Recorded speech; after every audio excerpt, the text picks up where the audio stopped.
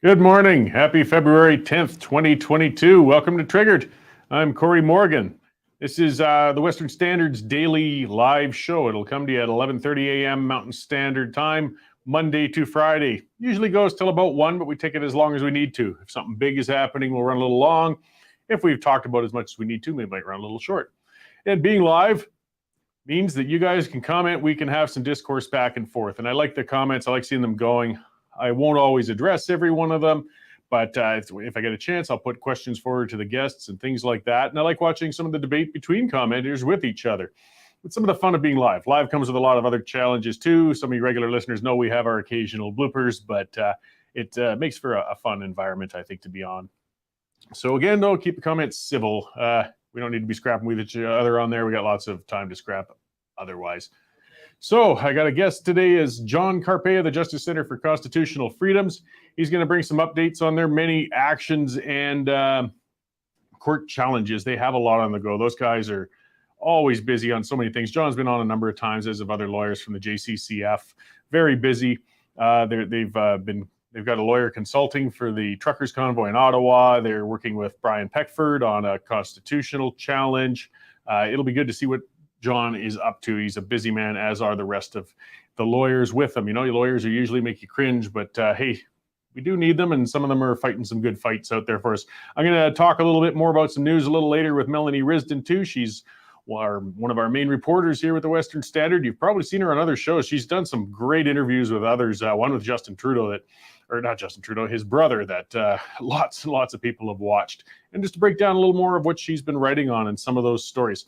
I'm going to go on about what I'm worked up about and triggered with today. But before I get there, I do have to get to our sponsor, which is Bitcoin Well. Yes, we are not a tax-funded entity, and we never will be. We don't want it. We want to be independent so we can speak out.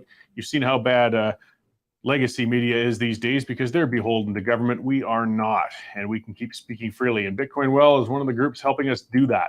Plus, Bitcoin Well helps get you into that world of digital currency. They will show you the way to buy Bitcoin for yourself. Get your savings, your hard-earned dollars away from government-controlled central banks and things such as that. You can go through Bitcoin. And these guys are, you know, it's a new world for a lot of people. They help guide you through it. You will always hang on to your funds. It's a non-custodial system, which means they never actually have control of your money. You always control your money. They just help you learn how to purchase it, how to use it, save it. And you have set it and forget it savings plans even, you know, so it can just come in and save into a little Bitcoin account on the side for you all the time. Check them out, bitcoinwell.com. I'll talk a little bit more about them later too. They're a great sponsor and they're offering a great service. So getting on to what I am going to rant about today. So those who read my column, I tell you, I cross my columns with my rants sometimes because it's worth reading and it's worth ranting. So if you've already read it, bear with me on the repeat. It came out last night. But it really did get me triggered and get me going. Calgary's Chamber of Commerce. It's long been in decline as an advocacy organization for business owners. The vitriolic and immediate opposition from the Chamber over the removal of vaccine mandates in Alberta demonstrates just how removed this group is from business reality. Calgary's businesses, like most in Canada, are under terrible pressure due to the pandemic and poor government policies. They need support and positive advocacy from groups like the Chamber of Commerce, and they aren't getting it. Chamber President Deborah Yedlin was outraged when Premier Kenney ended the vaccine passport program for Albertans. Yedlin's claiming sales will likely fall as consumers will fear leaving their homes due to the lack of vaccine passports. It should be noted that, as far as I could find, Yedlin's never actually owned or managed a small business, though she did talk about it a lot as a journalist, and it shows. Yedlin's of that Calgarian elite set who populate roles of prominence in groups that pay well but do little. Much like Mary Moran with her failed record in running Calgary economic development, Yedlin has shown little to no real business acumen in running the Calgary Chamber. One needs to have risked capital and run a business in order to gain that kind of acumen. Roles in these organizations become patronage roles for the connected, and they don't serve the people to whom they should be obliged. To read through the recent tweets from the Calgary Chamber is to take a walk through the absurd world of the woke. One would never guess these were tweets from a business advocacy organization, would assume they were reading thoughts from a diversity department in some left-wing university. So, like, have a look at some of these things. You know, we get the usual progressive buzzwords in these tweets. And I didn't have to cherry pick. I didn't have to go far. This is the stuff that they just put up in the last few days or their last few tweets. Vibrancy and equity are all packed in there, of course. And they're all nice, fluffy concepts to pursue, but they aren't exactly what businesses are concerned about. Businesses are dealing with high taxes, inflation, crime, staffing shortages, and of course, the loss of customers due to pandemic restrictions.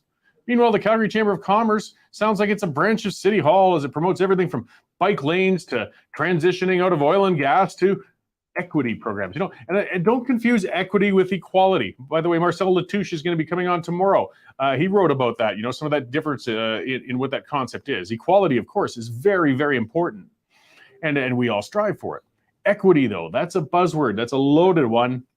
And that's when you start talking about things like quotas and such. Why on earth is a Chamber of Commerce pushing this sort of trash? We have a city council and a myriad of other organizations out there to deal with these woke issues. Businesses need an actual advocate for business. I owned a pub and a restaurant for years. It made money, but it was a tough damn go at the best of times, and that was pre-pandemic. The average margin in the industry is under 5%. It's a sensitive industry, and it can't take much more economic abuse. The vaccine passport program wiped out up to 15% of the prospective customer base for restaurants and bars. It also drained resources as staff had to annoy patrons with code scanning and documentation. These may sound like small hindrances and expenses, but did I mention that industry works on a 5% margin? Yeah, you can't afford to keep dedicating things to this. Yedlin's claiming sales might drop because of people staying home for fear of their safety because of the lack of vaccine passports? What a load of bunk. Omicron proved quite well that vaccines are not that effective in stopping transmission of COVID-19. And again, I mean, they reduce symptoms, and people all get mad at me in the comments. I know that. But as far as transmission goes, it's just not the thing. A person's no less safe going out to a restaurant now that the passports are gone than they were in the first place. Those people who are too terrified to patronize businesses that don't demand proof of vaccination were likely too afraid to leave their homes even when there was a vaccine passport program in place. Businesses are breathing a collective sigh of relief as the vaccine passport mandate is discontinued. Customers vote with their feet and wallets, and the hospitality sector will enjoy a boon as the 15% of people who hadn't been allowed to dine out for months are going to make up for lost times. Businesses should start voting with their feet and wallets too. They should flee the Calgary Chamber of Commerce, as the organization actually has been working against their own interests. It should be noted that while we're Calgary-based, the Western Standard chose to take out a membership with the Strathmore Chamber of Commerce. The Calgary organization offers little of value to local businesses. And you know, I went out last night, just a side note as I'm done with that rant for today. My local pub out there in the Prentice area with the new owners, they were jam-packed last night. I mean, mid-February on a Wednesday, they do okay on Wednesday wing nights, but I mean, it was slammed. And I talked with others online too, and I looked. Businesses all over Alberta, restaurants were busy as all get out because all those people who have been locked up are now getting out and shopping. So it shows that Yedlin didn't have a bloody clue what she was talking about, and businesses are enjoying that, and the Chamber of Commerce is just way out of touch. Okay, now I'm going to talk to somebody right away who is in touch with a number of things, and that's our news editor, Dave Naylor. We're going to see what he's working on during these crazy news times. Hey, Dave, how's it going over there? Very well, Cory. How are you? Very good, very good. I like seeing people getting out and dining without having to be hounded at the door with you know, a QR code. I mean, I had mine, but it's an annoyance and an inconvenience. And there's some friends of mine who can't come out to or weren't able to dine with me anymore. Now they can. Yeah, they were lined up outside the door at my pub last night. Yeah. So what is topping the news for you guys in there today? Topping the news, Cory, is some breaking news out of Ottawa. Conservative leader Candice Bergen has just introduced a motion into the House of Commons calling on the federal government to bring in a plan by February 28th on how they're going to lift all the vaccine mandates. Obviously, if the Liberals did that, and I personally don't think there's a snowball's chance in hell of them doing it, but a miracle happens and they did, that would certainly go a long way to ending the truckers' blockades that have been paralyzing parts of the country. So that story's, I just published it now before you rudely interrupted me, and that's up there on the site for readers to check out. There's no other way to interrupt other than rudely, like I did now. Yes, exactly. You'll remember, Cory, last Canada Day, there was lots of gnashing of teeth over the the stories of graves being found at Indian residential schools. Well, you remember some protesters were so angry in Manitoba on the grounds of the legislature, they toppled over the statue of Queen Victoria. Well, after a long investigation, Manitoba justice officials say, okay, we're going to let them get away with it. No charges there. So that story's up, and you can see that on our website. You remember Governor Gretchen Whitmer, Cory. She's the Michigan governor who is doing her darndest to try and shut down the Enbridge Line 5. Well, she's all upset over the closures of the Ambassador Bridge that takes tens of millions of dollars of commerce each way into Canada and the United States on the Ambassador Bridge through Windsor and Detroit. The rolling closures and delays have caused layoffs on both sides of the border now, with car manufacturing places ending some shifts early and sending some people home. So she's demanding Canadian authorities, both federally and provincially, get their act together and get it done, get it cleared. We've got another interesting story on Calgary police officer Brian Dennison. You remember him. He was a 24-year veteran and was forced out of his job because he refused vaccine mandates. Well, other police officers and other firefighters across the province supported him, and we've got sort of a photo essay on these officers and firefighters holding up signs. They're obscuring their faces, but they're holding up signs with messages about what they think of the vaccine mandate. So that's there for the viewers to take a look at. That's it for now, Cory. We've been working on a few bigger things that we'll keep a little secret for this afternoon, but that's what's happening now. Excellent. Yeah, thanks for the update, Dave. And yeah, I know it's a bit of a rude teaser to our viewers and listeners, but we do have something big coming up that you're going to be reporting on a little later. That'll probably come out this evening, and we'll be talking about for quite some time. And of course, other stuff that we don't even know about yet. Just as it breaks, we're going to be reporting on it with Dave and Eva and Mel and Reed and boy, Amber. That's a real growing crowd of people we got out there keeping up with all this news right now. We do indeed. We're doing about 20 to 25 stories a day, which is just as much as any of those big mainstream media outlets. And we do it better. Great. Thanks, Dave. I will talk to you later. Take care, Cory. Great. And yeah, you know, as Dave was pointing out, sure, we're patting ourselves on the back. Sure, it's self-serving, but that's part of the way it is. We cut through. We've got real people on the ground, real people out there checking on stories, reporting on stories. That's part of why they come in a little slower. You know, some of the alternative sites are getting going, and all they do is sort of cut and paste press releases to make stories, which is fine. But we have, I mean, Dave's a veteran of news reporting, as are a number of the people contributing to the Standard. We follow up, we phone, we break stuff, we get original stuff. And we do it thanks to you guys. As Nico's pulled up on there, if you haven't taken out a membership with the Western Standard yet, please do. Go to check it out, westernstandardonline.com/membership. You can do a trial for free for 2 weeks.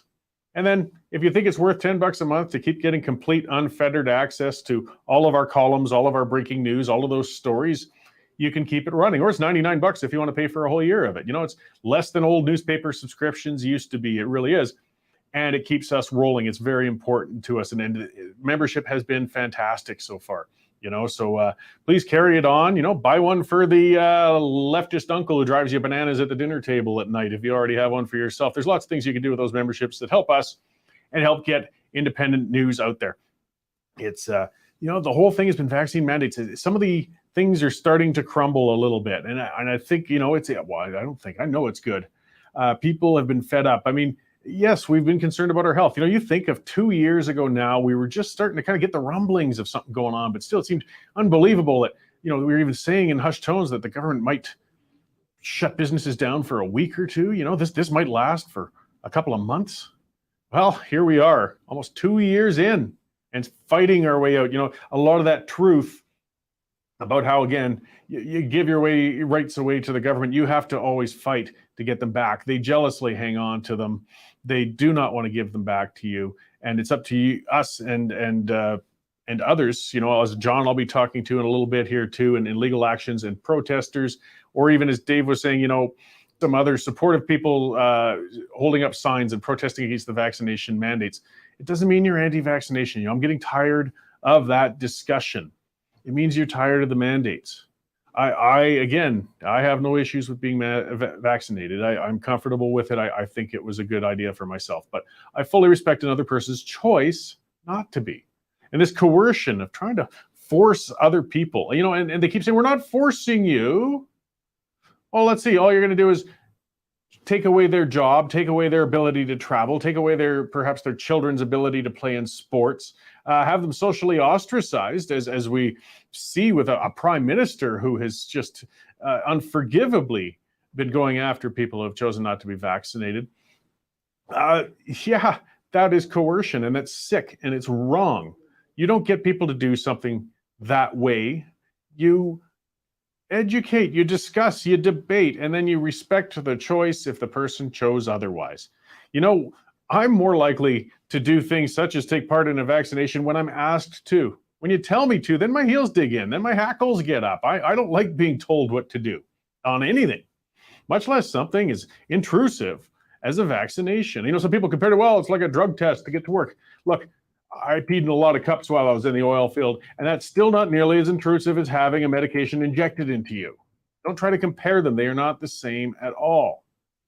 And people are pushing back. Businesses, companies are starting to back off on their mandates. They're realizing they need their employees, and I hope they can regain their relationships with them after this loss of trust, in my view, between them when private businesses brought in mandate. It hurt themselves. And we need to have these discussions, and it's opening up. Let's be respectful. We can get out of this mess. But as I said, too, a lot of it we're going to have to fight for. We're seeing things dropping in Alberta, which is great, in Saskatchewan. They're talking about it in Quebec. BC, on the other hand, is diving in deeper. So we got a long ways to go, and there's a lot of battles in the works. And on the legal front is another one. And I'm going to have John Carpay on in just a moment here to talk about some of those battles. But first, I will go to our other sponsors. So speaking, because it kind of ties in well together. I like segueing stuff.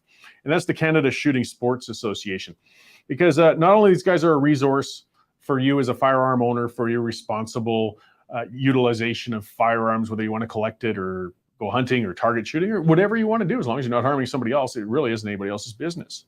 But of course, we have a government that is fighting very hard to take away your right and ability to do that. And not only is the Canada Shooting Sports Association, giving a resource for you as a firearms owner for all sorts of things, from trade shows to just videos on safe firearm practices, they have legal challenges out on behalf of firearm owners, and they are speaking up for you. Again, the government wants to take some rights, and they'll get away with it if we let them. And you will have to push back. We will have to challenge them, or they'll take those rights. So check these guys out. Canada Shooting Sports Association. Their URL is cssa-cila.org. Or of course, if you just Google them, you can find them, take out a membership with them so that they can help represent you and protect your rights. Now, on to another lawyer. It's so rare when I like talking to lawyers, honestly, but John's a great one because he's fighting for our rights, and it couples with everything else. If people like the Justice Center for Constitutional Freedoms aren't out there fighting for our freedoms, we're going to lose them, or actually they're going to remain lost. So I appreciate John's work, and I'm always happy to have him back on the show. So let's bring him in here and get an update on all those actions. Hi, John. You're a busy guy. I really appreciate when you can come on with us. Glad to be with you. So, it's hard to even say where to begin with what you guys have got going on. It's almost a shotgun approach. I did want to talk to somebody. You've got that challenge that made a lot of news, for example, with Brian Peckford involved, who's a very historic Canadian, a signatory of the original charter, and now he's questioning the charter. How's that moving along, I guess, if you start there? Well, the papers have been filed in court, and unfortunately, the sad reality of our legal system in Canada is that it takes years for any court action to move forward, months if you're lucky. That's a whole other big topic that we can't fix that today, but we actually have too few courts, we have too few judges, because it should not take months and years for when constitutional rights and freedoms are being violated. It's not right that we have to wait for years for a decision. But we do have the court action filed in federal court. We're also going to be acting for Maxime Bernier, the leader of the People's Party of Canada, who is also challenging the federal vaccine mandates for air travel. And we are representing some of the leaders of the Freedom Convoy in Ottawa. So far, police were confiscating fuel from citizens that were delivering fuel to the truckers. Of course, it's winter in Canada. It's cold. You need the fuel so you don't freeze to death. And unfortunately, the police were illegally, in our view, taking fuel on this very flimsy pretext that delivering fuel to the truckers was assisting criminal activity, which is ridiculous. But the truckers and their supporters have responded. I'm told that everybody in Ottawa is now carrying a jerry can of empty or with water or with fuel. Nobody knows. And everybody's carrying a jerry can. And so it's become impossible for the police to try to confiscate fuel because everybody's carrying a jerry can. Yeah, I've seen some of those videos, look them up, folks. They're kind of, again, I mean, it's a serious issue, but they're addressing it in sort of a fun way. I think there was one video playing that music from the Thomas Crown Affair because they're showing all these people wandering everywhere with jerry cans. And if people know that movie, there was a guy kind of in disguise amongst many other people dressed the same. You can't pick out which one's the real one and which isn't. It also indicates that those protesters are just, they're not going to back off. You keep blocking one avenue and they're going to find another. They're very determined. Well, the smear campaign continues as well by the Ottawa Police Chief, Peter Slowly, trying to describe these peaceful protesters as dangerous, violent criminals, engaging in unlawful conduct. And if any of that was true, the establishment media or the government-funded media would gleefully report on that ad nauseum. But what we've got are some very peaceful people. One of the truckers released a video. I'm not sure if he was a client of ours or not. Obviously, there's hundreds of people there, so we don't pretend to be representing everybody. But one of the truckers made mention of what has been said to the Ottawa police is that if you arrest one of the truckers and force him to sign a statement saying, I will leave Ottawa and not come back for the next 6 months or whatever, for every trucker that is arrested and forced to leave, 3 truckers will come into Ottawa. And so police have been told if you start arresting truckers, it's going to increase the number of truckers in Ottawa. And so my understanding is that the number of arrests has been pretty small. And the Justice Centre has also set up a network of criminal defense counsel to assist the truckers if anybody is arrested or threatened with arrest. Well, that's good to know and appreciated because, I mean, the people on the ground, these aren't professional, regular activists. I mean, they don't know what to do. They're good law-abiding citizens. They haven't been arrested. You don't even know where to start if you've suddenly find yourself incarcerated. Where do you get a lawyer? So to know you guys are providing that resource to make sure that they have their rights, spoken up for and defended is important and appreciated. And it's interesting in pointing out too, yes, that initiative, if you're going to arrest one, you're going to get 3 more. And I can believe it. I mean, when they shut down the fundraising on one end, a new one sprung up and they raised even more. Like hopefully this government's going to realize that you've got to approach this with something other than a hammer because all you're doing is making it bigger. I notice as well, and the Justice Centre is nonpartisan, as you know, but I noticed that at least one political party in the House of Commons seems to be finally coming around to a pro-freedom position. There seems to be a shift in the Conservative Party. And again, we're nonpartisan, but I would say the more parties that are pro-freedom and pro-charter freedoms, the better. So if there's one party moving in that direction, maybe others will follow. It was also really encouraging. I'm told that it's not just one, but 2 Liberal members of Parliament are speaking out for an end to these very unscientific mandates that discriminate without any medical basis against people that are not getting the COVID shots. Yeah, that most definitely is encouraging. I mean, I know we get frustrated with politicians and we take our partisan sides sometimes, but I mean, the Liberal Party, don't assume that every member is unscrupulous. A lot of them have some dedications to principles, and they, as much as you've got a tightly wound up party there, the cracks are showing. Some of them are coming out and speaking independently of the Prime Minister, and I think that's a fantastic development. It shows there has to be at least some discussion going on behind closed doors that they got to get out of this. Well, that's the way that our democracy is supposed to function. The system right now, and this is not a criticism of Trudeau's government per se, because it's been a problem for decades. But the way it's supposed to function is that you have a government with a cabinet, and the executive is separate from the legislative, so that it shouldn't really make headlines if a member of parliament, even of the governing party, speaks out his or her opinion, speaks out for their constituents. That should be par for the course. And it's really a departure from the constitutional norms when we've got power so centralized in the Prime Minister's office to the point where legislative and executive are practically blended together. That is not the way it's supposed to be. Yeah, and it is, if it worked correctly. I mean, we see it in the United States, for example. I mean, their system isn't perfect, but you often see senators crossing party lines on bills and subjects, and it's so much more important to have that broader discussion. And unfortunately, we've morphed into such a whipped system that you rarely see deviation from the party line. So seeing a little more of that happening is great. So getting a little bit back to Ottawa, Cheryl, one of our commenters, brought up, with the horn honking, for example, they've criminalized horn honking. Does that come under the traffic? Would that be a traffic ticket issue for somebody, or are they being charged? It's bizarre almost, some of the stuff that they're trying to do to shut things down there.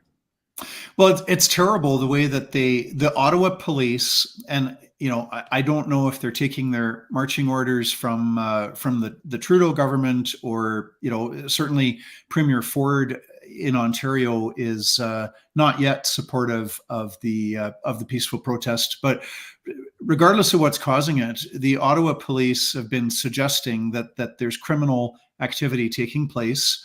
The establishment media, the government-funded media, are reporting these allegations as though true.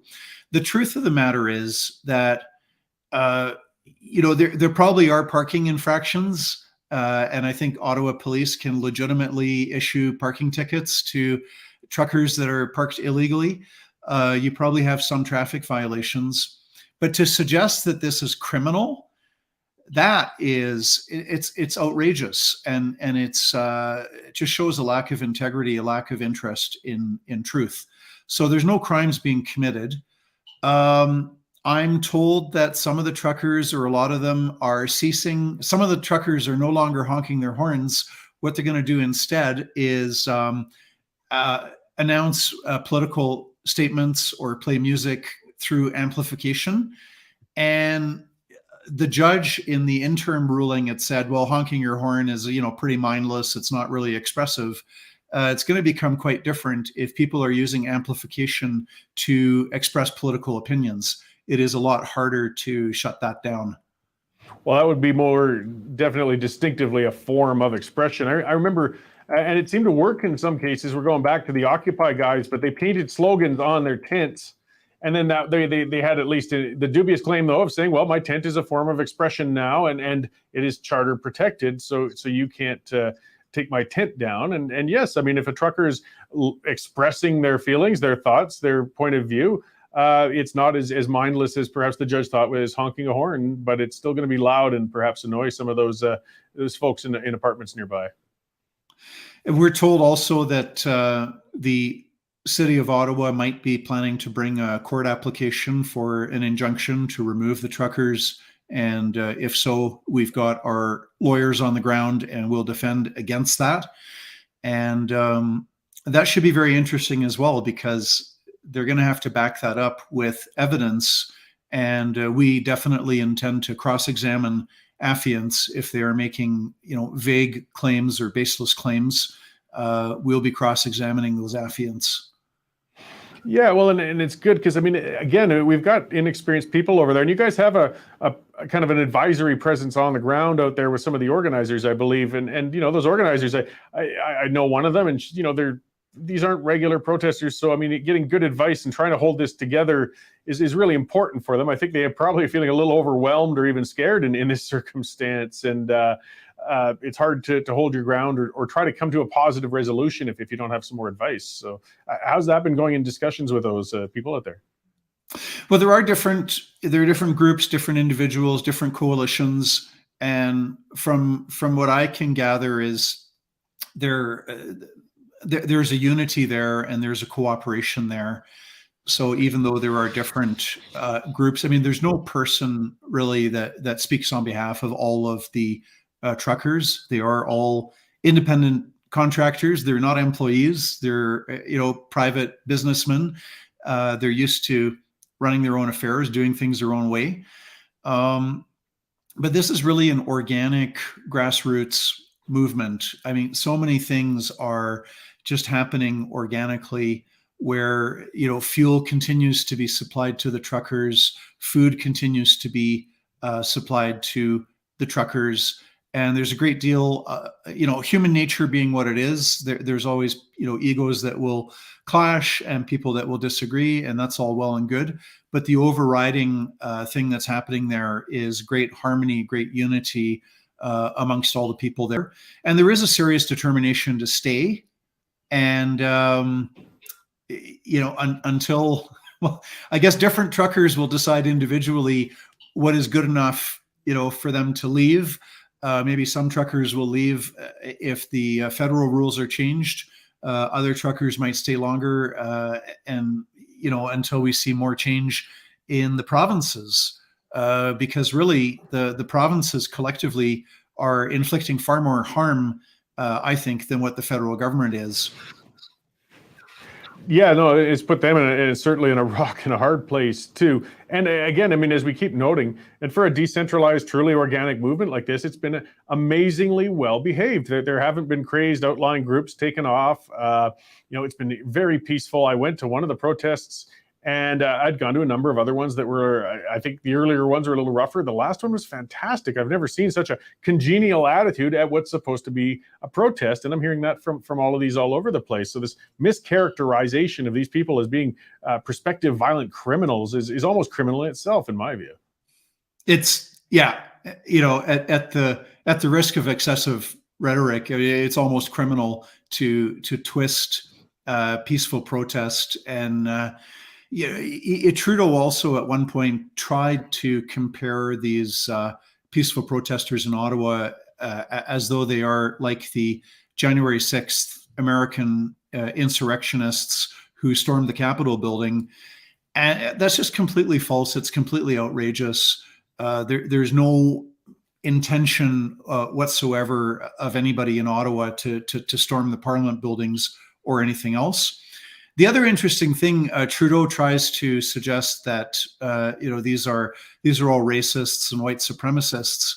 I'm told that True North Media has a huge reward available. I forget the number of it, for anybody who can identify the person that was carrying a swastika flag last week.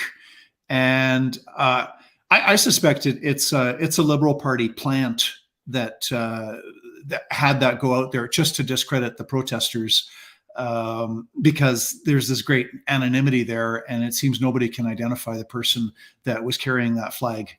Yeah, and it never made it into the protest itself. I see Nico brought up pictures of that. Just strangely was displayed around the outside and vanished. And actually, the Western Standard offered to kick in another $1,000 towards that reward, as did Brett Wilson, and who we had on the show to talk about that. So somebody could pocket a good, I think it's $5,000 or maybe even $7,000 if they can prove who that person was. So, if you want to make a few bucks, get a hold of Candace or us or Brett, and we'll certainly, see what the root of all that was. And surprisingly, we haven't found anybody yet. So just one more thing before we go, though, with the other protests that have been springing up. I mean, they're a little more problematic almost in Windsor and Coutts, and it's a border blockage on and off again. Have you guys been in communication with those groups at all, or is that independent right now? Well, I'm sure they have counsel. I believe that Chad Williamson is acting for some of the truckers down in Coots here in Alberta. The Justice Center is not involved with the Coots or Windsor truckers, so I don't have any comment on that at all. Yeah, no, fair enough. I was just wondering because that is kind of it's a different challenge in itself. I mean, it's all related in a sense, but that puts a heck of a lot more immediate pressure on governments and authorities because it's really putting a lot of economic and trade pressure on some areas. I mean, those are busy crossings, and I just personally worry a little more. I do not want to see enforcement start happening because that's when people get hurt. So I'm just hoping reasonable minds can continue on this as they have so far.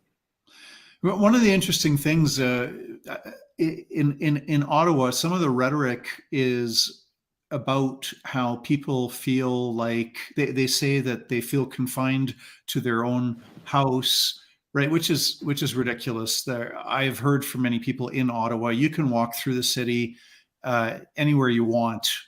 This is not like some occupation zone like what Antifa did last year or the year before with a section of Washington State. There was a city there where Antifa put up basically occupied a section of the city. In Ottawa, you can walk around anywhere, and yet you have people complaining about being confined to their house. And they want to get back to normal, they say. But I find it very ironic. We've had almost 2 years of violations of our charter freedoms by way of lockdowns. And every time I hear this, I think, have you been complaining the last 2 years about being locked in your house and not being able to enjoy life normally, live life normally, hang out with friends, have your parents over for Christmas dinner? And now you're complaining about truckers, making it sound as if this is like lockdowns. I mean, any inconvenience that the truckers are imposing in Ottawa is a fraction of the hardships that have been inflicted on Canadians by lockdowns in the past 2 years. Yeah, there was a big irony of one statement out of Prime Minister Trudeau when he said something along the lines of, they have no right to interfere in the ability of Canadians to, move around or make a living or things like that. And as others have pointed out, well, that's exactly what you've been doing for 2 years now. What are you talking about? But it really demonstrates that gross double standard. So I guess in wrapping up, you guys are doing great work. Where can people find you and support or keep track of your actions? Because I know you got a whole bunch of others not even related to the convoy stuff. You guys are always very busy. Where can people look you up? So Justice Center for Constitutional Freedoms, www.jccf, F as in freedoms.ca. And sign up. We send out a newsletter once every 3 weeks called Justice Update. So if you go to our website, sign up for our free newsletter, and you'll get an update once every 3 weeks. And if you want to donate, we are a registered charity. We issue tax receipts, and we appreciate the support from over 10,000 Canadians from coast to coast. We're funded entirely by voluntary donations. That makes it possible for the lawyers to provide free of charge legal representation to all of these clients across Canada. Great. Well, thank you very much for the work you do, John, and thanks for taking the time to come on and update us with it. It's always appreciated when you come on the show. So I'll let you get back to work there on your important stuff, and I hope we get to talk again soon. Okay, have a great day. Thanks for having me on your show. Great. Thanks, John. So yes, just in reviewing, that was John Carpay of the Justice Center for Constitutional Freedoms, and these guys have just been fantastic throughout this. As I said, they've got a lot of other stuff. If you go to their website, challenges on the go and things all over the place besides the convoy stuff, and their ability to keep up with it like this has been striking. I saw some of the comment scrolls actually. Yeah, and at Cory B. Morgan, as I'll throw the plug for myself on Twitter. If you want to interact with me, that's a great place for it. Not during the show, of course. I'm busy, but it's a good way to reach me. I interact a lot on there. I enjoy it. I know it's a little rough and tumble, but that's where I spout out my best sarcasm and vitriol. I noticed somebody else commenting, saying apparently Andrew Coyne had referred to protesters as yobs. I believe, and I could be wrong with this, one of my former marriage was an English woman, and the term yobs and yabos, I think, was used quite often for skinhead type people. and that sort of racist, rough-looking sort of individual is an English thing. It doesn't. I don't know if Coyne actually said that or not. I didn't see it, but it wouldn't surprise me. The elitism out of him. I mean, talk about I watched some of his panel interviews and things, and I mean, he's a great columnist. He's been around a long time, but boy, he shows that established media snottiness and just high horse dismissal of the unwashed. And to hear him say a term like that, if that's what he said, I can certainly believe it. That would be right up the sort of thing he would say. It's just another high horse dismissive way to say that these underlings, these unwashed people, shouldn't be out there standing up for themselves like this, and we shouldn't pay serious attention to them. And I mean, that's where the establishment media is now. That's where the legacy media is. They are an institution that's broken. It's sick and it's wrong, and it's just not giving us responsible, decent coverage on these events as they go. Somebody's saying, Laurie's saying she saw it on a panel with Rosemary Barton, which wouldn't surprise me. Old Rosie there. If you want to look up a funny video of Rosemary Barton, you can find one. I think Rebel put it together, but she had a one-on-one walking interview with Justin Trudeau while they walked down the street and chatted and things. It's very nice, but it was they played some music to go with it and made it look like a romantic walk. And you know what? When you'd see those shots, as she'd sort of coo at him and bat her eyes and simper around. This is the news head of CBC, the main news desk, the political one. And yeah, she's got a serious crush on the Prime Minister. So it does make it difficult to get critical discourse on CBC, the government's state arm of media there, when their political head is can't loses her voice and gets all Twitter-pated if she talks to the Prime Minister at any time. But that's who they got there. But what do you expect? I mean, the Liberals give them $1.5 billion a year to put that trash out that they do. So again, that reminder, independent media, Western Standard, thank you for your support, guys. And on a light note, I'm going to play a video for a second because I like to get a little something funny. There's some great videos out there on the internet. This is one demonstrating human intellect in general in comparison to the wildlife world. So check this out and let's chat, and I'll explain why I tend to be so cynical so often.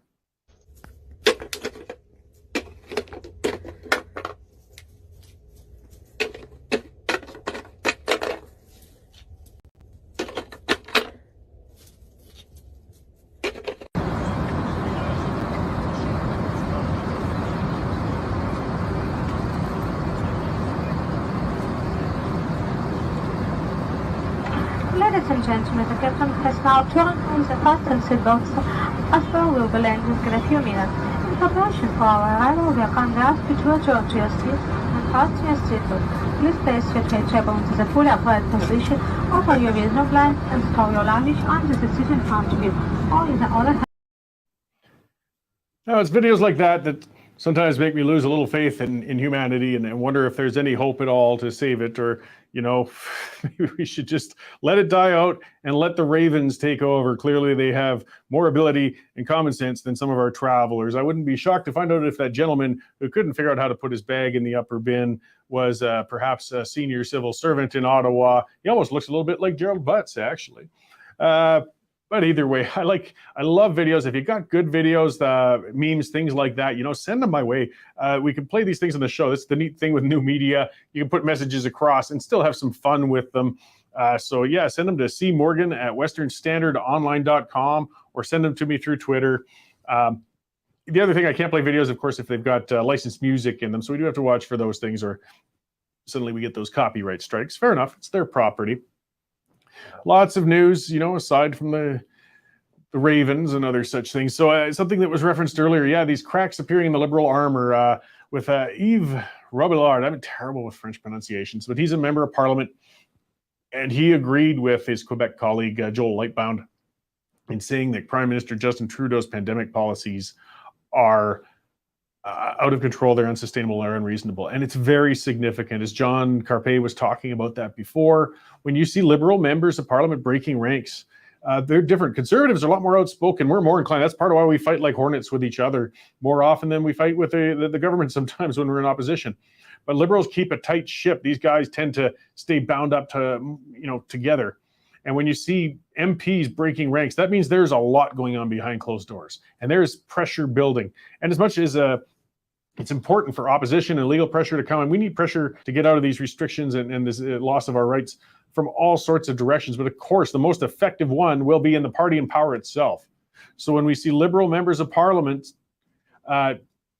actually standing up against the Prime Minister, that is a big thing. It's a big indication, and let's hope we see more of it. Cheryl saying, why is Candace flip-flopping on the protesters? I'm not sure. I didn't see that. At least though, Candace Bergen, the interim leader for the Conservative Party, has been outspoken in saying, end the mandates now, get it done with, pull these things down. They're not pussyfooting around. They're not giving mealy-mouthed talk like O'Toole had been.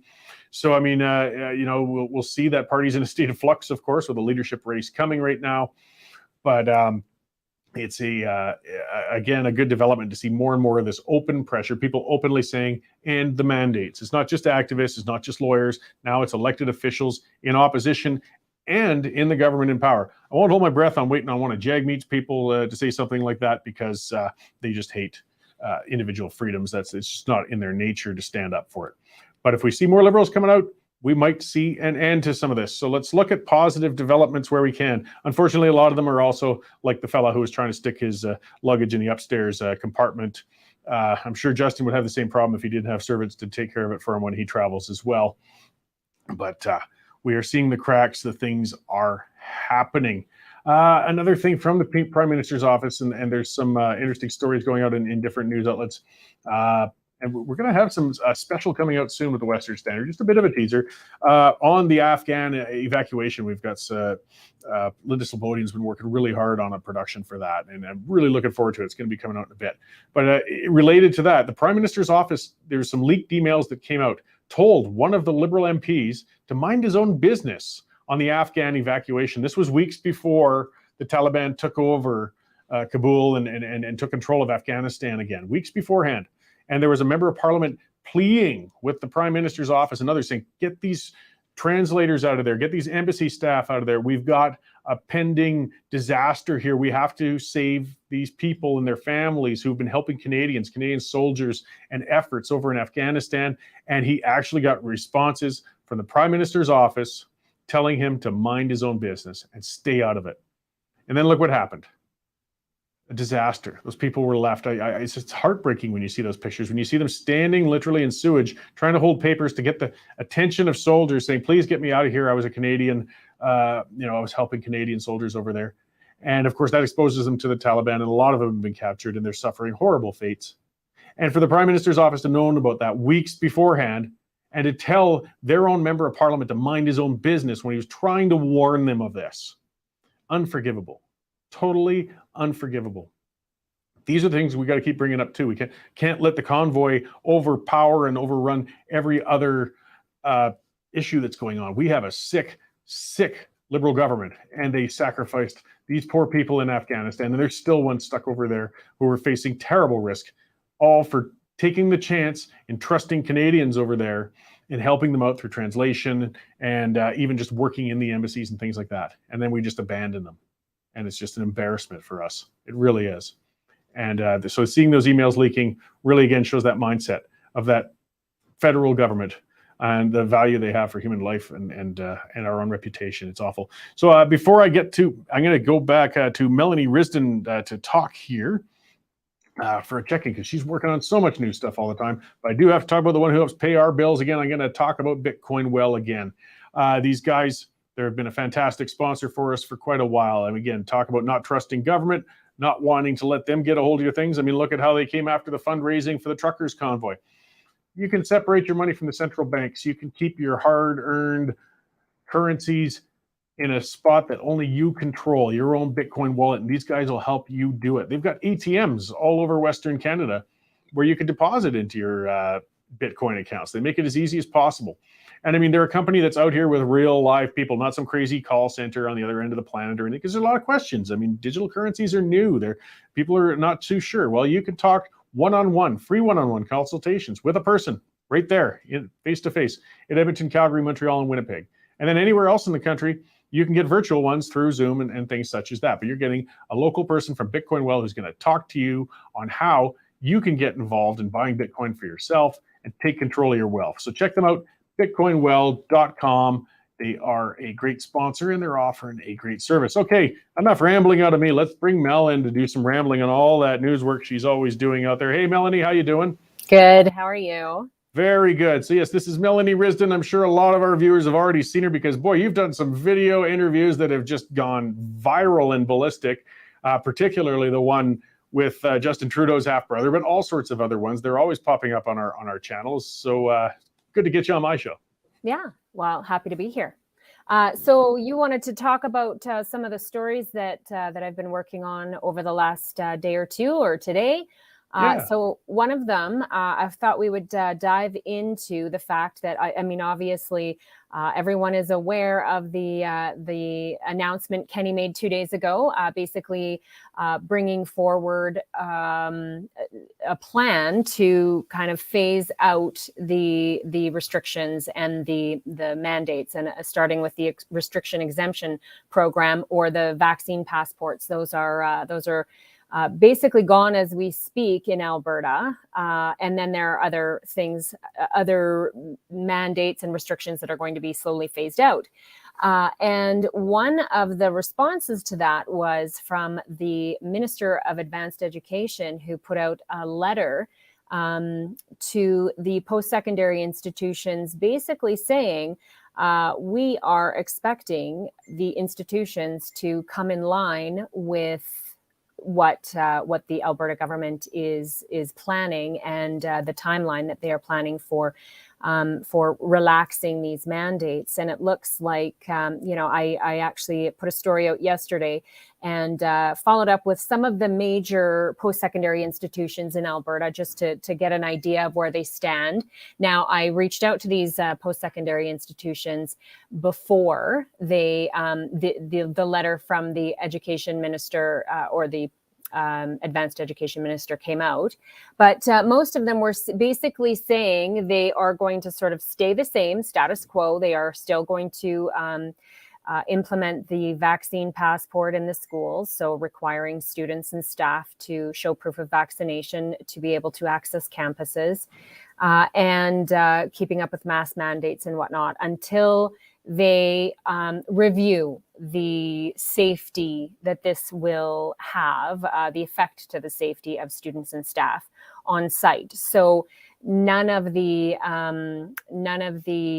institutions that I received statements from yesterday, including Mount Royal University, SAIT, University of Calgary, U of A, and University of Lethbridge, none of them plan to make any changes to their policy yet. However, we did hear that the university or the school in Red Deer, sorry, I'm just trying to find my notes. They're Polytech. The Polytech, yes, thank you, has lifted the restrictions and the vaccine, the mandatory vaccine policy. So those have gone away. But our news editor, Dave Naylor, says he has a source that is hearing that some post-secondary institutions may push back against the relaxing of these mandates. So. Yeah, this could be quite a challenge, I mean, and it is complicated. Like, we get the chancellors of the universities and such, and we do want them to maintain some degree of independence from government. But at the same time, these are tax-funded institutions. So the government has, I believe, a right and ability to at least oversee and perhaps occasionally intervene on their behavior if they're deviating away from what's expected as an institution that, hey, is getting their bread buttered from the taxpayers. Definitely. Yeah, so we do plan to follow up with that. And in fact, I do plan to reach back out to the institutions again and just find out if they have a different statement now that the Minister of Advanced Education has put that letter out, sort of encouraging, but also expecting, with the expectation that these post-secondary institutions are going to follow the directives that are coming down from the Alberta government. So we will certainly be following that over the course of the next few weeks. It looks like it is March 1st that they are expecting students to be able to return with no hindrance to their access to in-person learning, masking, things like that. So so we'll be following that through the month of February for sure. Good. I sure hope they can get back to school soon. I mean, it's so important. It's ridiculous that we're separating students like this. I mean, it's an early point in your life. These are lost years, that time that's going to really set them back in just their development in general. And it's just so awful. It's true. And I've actually spoken with quite a few students. I've interviewed a few who have been affected by these policies. And it is a very heartbreaking topic for some of these students. I know there are students who were coming to the end of their 4 years, and they were going to be graduating and have had to put that off. And I think there's a lot of hope that these the learning environment will again be normalized, and these restrictions will go away. So what other stories you got in the burner that are on top there? So right now I'm working on a story. So there has been a court challenge that has been ongoing since December of 2020. This is a constitutional challenge that was put against the government of Alberta and the mandates and restrictions that they were bringing in. Let's see here. The plaintiffs are two churches in Alberta. One is the Heights Baptist Church in Medicine Hat. The other is Northside Baptist Church in Calgary. And then there are, I believe, three individuals that are named as plaintiffs on this constitutional challenge as well. And that has again started December of 2020. And so this has been ongoing for quite some time. I believe that the court was able to hear Dina Hinshaw speak in, I believe it was July of 2021. And then the cross-examination for Dr. Hinshaw was supposed to happen in September. However, because of the fourth wave and Dr. Hinshaw's attention to the pandemic, and I believe her lawyers filed for an adjournment, saying that she was not available. So that ended up not happening in September. The cross-examination of Dr. Hinshaw didn't happen in September. It has been put off till now. So now we are back into court proceedings. In fact, they started this morning at the Court of Queen's Bench of Alberta. And so just following that, opening statements this morning, I've been listening in. And I am just working out details. I know we've talked about this. I've talked about this in an interview I did with lawyer Leighton Gray, who is one of the lawyers working with the plaintiffs on this. People are really hoping to be able to watch this or attend this hearing or these hearings. It's going to run for about the next 10 days to 14 days, depending on how long some of the cross-examinations run. But I am just working it out right now. I've got a story that's going to be coming out right away here, and we are just waiting to get the authorization to include a link allowing the public to join in and watch the proceedings. So again, those are going to be running today, tomorrow, all through next week. I believe that Dr. Dina Hinshaw is scheduled to to be cross-examined in the trial next Wednesday and Thursday, if they stick to the schedule that I've seen so far. And so we're going to be just following along with this and making sure that we update things. And like I say, if I can get this link and have authorization to make it public, I will be putting that out to all of our viewers and all of our readers for sure. Great. Well, that's an interesting one to watch. Definitely. I mean, that could be explosive if the right questions are asked and answered, but we'll see. I mean, the people have tried to get her into the courtroom before, and to date hasn't been any success with that yet. Yeah, interestingly, the lawyers, again, Leighton Gray and Jeff Rath, had requested that Dr. Dina Hinshaw be ordered to speak in the cross-examination in person in the court. However, the justice that's overseeing this has sort of denied that request and are allowing all of the cross-examinations and testimony to be done virtually through their WebEx system. So again, that's the system. I'm just trying to get authorization to be able to share the link with people so that they can watch this over the coming days and into next week. So, yeah. Great. Okay, and the other thing I was going to fill you in on too was what's happening at the Coutts border. Of course, we have people looking for those updates daily. And as far as I've heard, so I've checked the RCMP website or the Twitter account. That's typically where they will tweet out any kind of changes or events that are happening at the Coutts border. And the last tweet was yesterday, basically saying that the highway has been blocked off by protesters in and around that village of Coutts just before the Coutts border. So that is still the case. I have had confirmation by a couple of the organizers in Coutts who have let me know that yes, in fact, those lanes are still being blocked at the moment. And again, they are hardlining on their request that all of the vaccine mandates and all of the other health orders be lifted. So that is, they're digging in. They are planning to stay and keep those lanes blocked until Kenny meets with them and they can come up with an agreement to see all of the, and they did identify the fact that they saw some movement obviously with Kenny's announcement on Tuesday, but it was not enough for them to sort of pack up and head out of there now. So I'm hearing that lanes are still closed. I have also got an update that RCMP have been handing out tickets to some of the protesters in the area, but that's it so far. There's no other update at this point. Great. Well, we'll certainly be watching that very closely. I mean, it's just an ongoing developing story. Was that everything you had in the burner for now? I know you got a lot of phone calls still to make.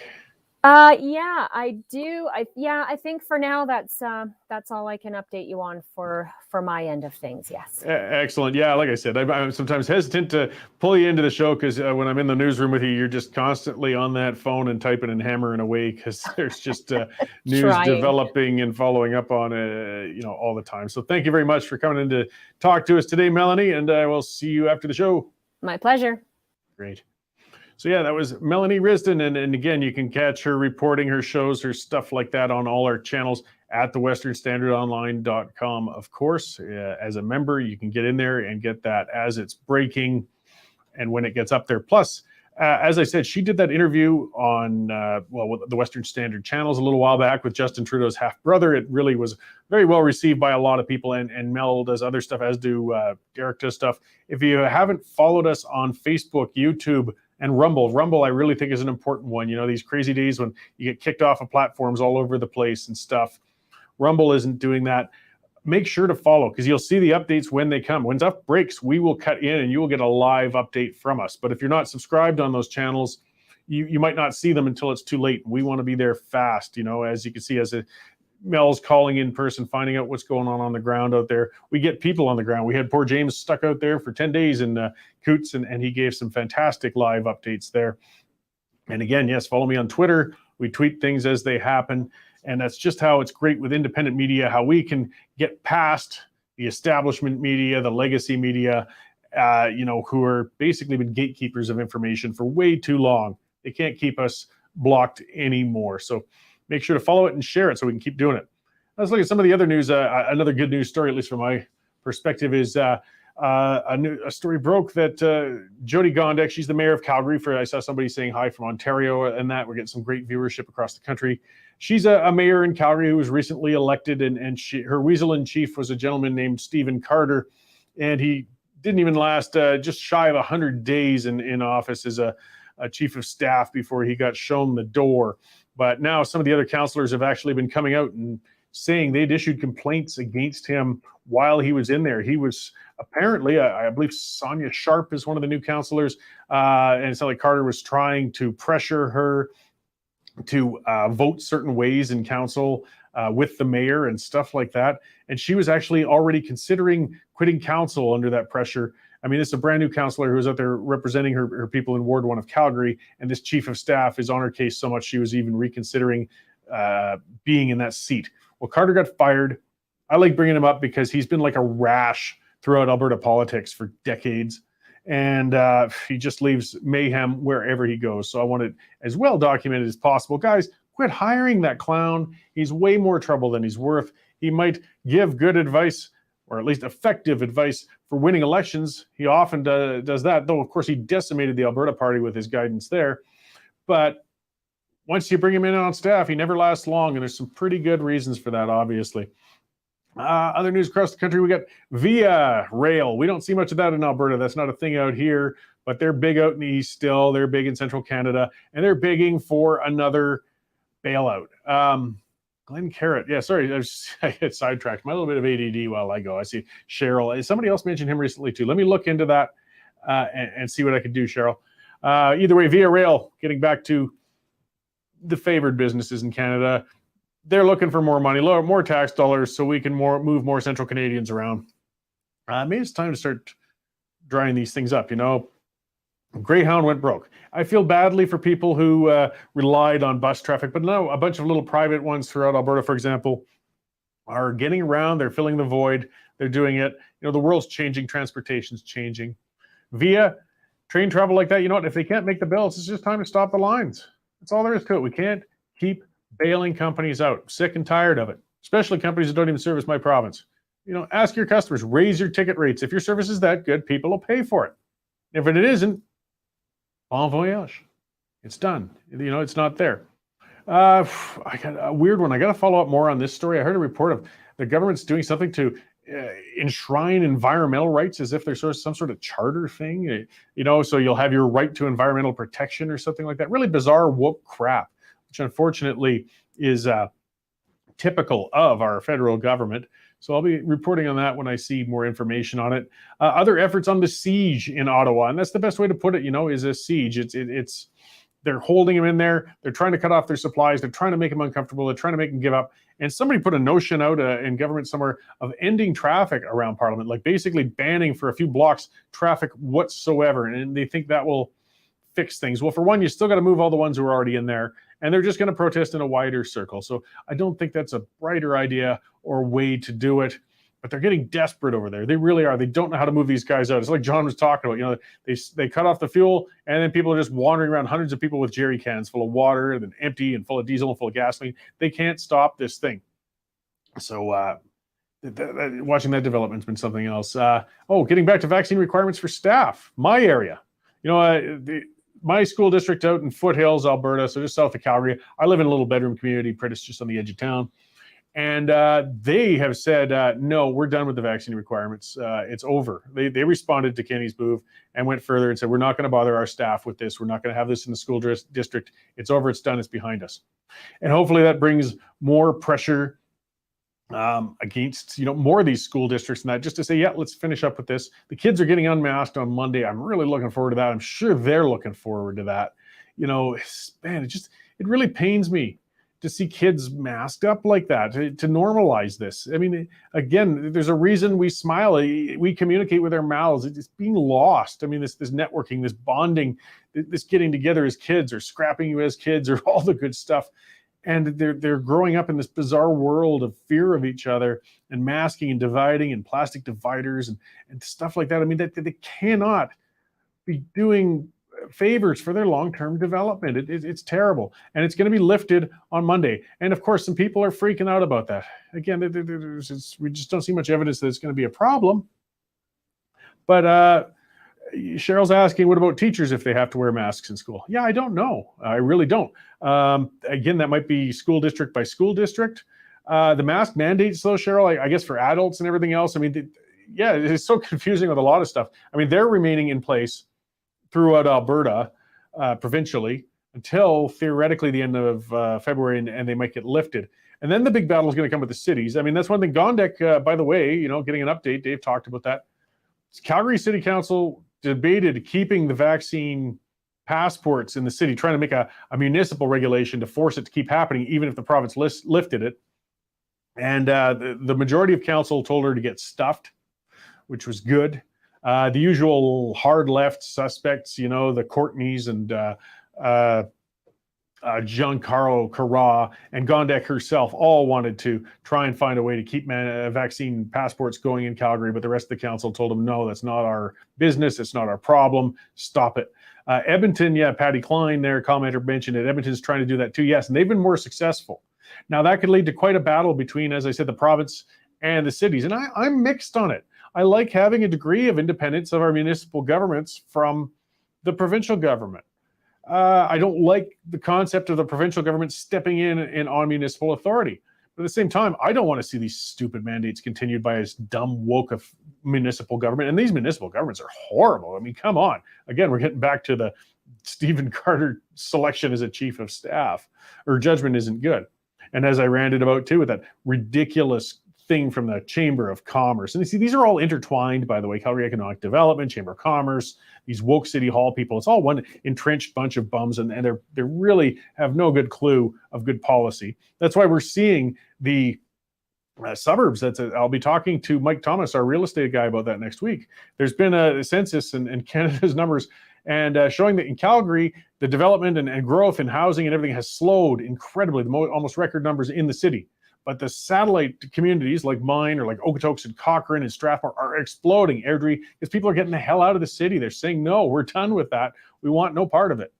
And then to have these stooges, and they're stooges. They have no real business sense. So like the chamber saying that, oh my, if we lift these vaccine passports, people won't go out. No, it's already proved, I think, by the looks of it, in one night. Restaurants and bars had the best night they've had in months. They've enjoyed it. They're going to finally start paying their bills, and people are living again. But the mask mandate, that's going to be a problem. I can see Gondek hanging on to it. We dealt with that last year too. Nenshi didn't want to let it go. Again, control freaks do not want to let control go. And when municipalities, I know that the other ones are going to drop those mask mandates the second they can. And it hurts Calgary businesses. I feel for them, but I don't blame people for voting with their feet. I remember Jane and I, when the mask mandates were on in the city of Calgary and off in other areas, we went shopping at the Canadian Tire in Cochrane for a day. Oh, it was nice, unmasked and walking around. It felt great. And it was crowded because we're not the only ones who will actually travel 20 minutes, half hour to avoid those uncomfortable, nasty mandates. So it's going to hurt Calgary businesses if they keep these mandates in, and Edmonton businesses and any town or city that does this, because people will go elsewhere. Meanwhile, in BC, we're bringing in tighter mandates for healthcare workers. I mean, it is not consistent across the country. Those poor neighbors and cousins of ours in BC are having a really hard time. Oregon just cracking down further, and their healthcare workers are going to maintain more, it sounds like, vaccination mandates, which leaves them more shorthanded, which puts more people at risk, and just this bad policy we've got going on all over the place. And frustrating. So, one province is doing well, another province does poorly. Reid Small is our reporter in BC, by the way, and he's been putting out a lot of stuff. He's our top guy out there. I think Derek recently promoted him. And I'm going to be talking to Reid next Monday. We're going to get an update from BC because we get a little too Alberta-centric sometimes, but we break and write about a lot of news. Reid is writing good stories up there on westernstandardonline.com all the time. And I'm going to talk to him to see what's going on out there. He's also been covering that there's been some protesters gathering at a BC border crossing. He wrote about that recently. You can see that online. There could be some border issues going on out there. That one over by White Rock is very busy. There's some other ones, and that could be building up as well. So we're going to be following up with that. By the way, so a side thing, we're getting some new swag around here. There's a Reid story. Yeah, supporters of Freedom Convoy gathering near BC border crossing. So if this keeps springing up, if it keeps spreading, it's going to be putting a lot more pressure on the government to start backing off. But I mean, let's just hope it keeps staying peaceful and effective. But yeah, I want to show the new swag that came in. We showed these on the pipeline the other night. We got Western Standard coffee mugs. I think the brand could be a little bigger on it, but you can read it. Good coloring. And it's got a nice little thumb hold, even for your tired mornings when you can keep a grip on it. Avoid spilling your coffee on yourself. We're getting more branded stuff all the time. I'm thinking of coming up with ways we could have some fun and interaction. Maybe a few. Derek will probably get upset, but whatever. I'm going to find some giveaways so we can get some of these cups and things like that out to our viewers and readers and listeners and that. And have a good time, more interactivity. That's again, as I said, I love with this online thing. And keep sending me those memes and videos and links and heads up or guest requests. It all helps, and we can keep this fresh and keep it rolling. I do want to speak one more time about Bitcoin. Well, then we should remind you of these guys. They are people will help you into the world of digital currency. They'll educate you on it and make sure you feel safe and comfortable about doing it. And they've partnered with Power ED. It's called by Athabasca University in Alberta to create a free online curriculum about Bitcoin. Like you can take what they call Bitcoin Academy, get on there and learn about what it is. Check it out. See if it's for you. Maybe it's not for you. It's not necessarily for everybody, but I mean, you've got to check into it first. And that's what these guys do. They're going to educate you on it if you want to take part, if it's for you, how you can safely take part, keep your money secure, and get involved in that. They've also got corporate packages. We do that at the Standard. Voluntarily, of course, employees could choose to get a portion of their payment in Bitcoin. And employers can have matching programs, all sorts of stuff. I mean, just like any other currency, Bitcoin Well offers and shows all the ways you can do that and get involved in that world. So check them out, please. They're one of our sponsors. They've been really good. So I think we're going to get close to a closing. I got another good show coming up, though. I'm going to have Marcel Latouche coming on. He wrote a column for us here, and he's from the Institute for Public Sector Accountability. I've had him on before. He's always got a great point of view on governance in general, on principle in general. And he wrote a very good column again about that equity equality thing, because it gets pretty mired up. And then we can expand on that and talk about it as well. And then I'm going to have Michelle Sterling from the Friends of Science. She's going to come on as well. And we're going to talk about some of the discussions where she wrote a column because we've had some bad coverage of the things with the residential schools and the grave sites that have been found and things like that. A touchy issue, but we got to talk about those touchy subjects sometimes and, try to settle things and get a good resolution. So I think that'll do it for today. I've been to your ear long enough. I've had a great lineup of guests, a lot of news. Thank you, Patty, for being in there and watching, and all the rest of you guys. I'm looking forward to more shows as we go forward, but I'm going to leave you alone for now. Y'all have a good night, and I'll see you tomorrow.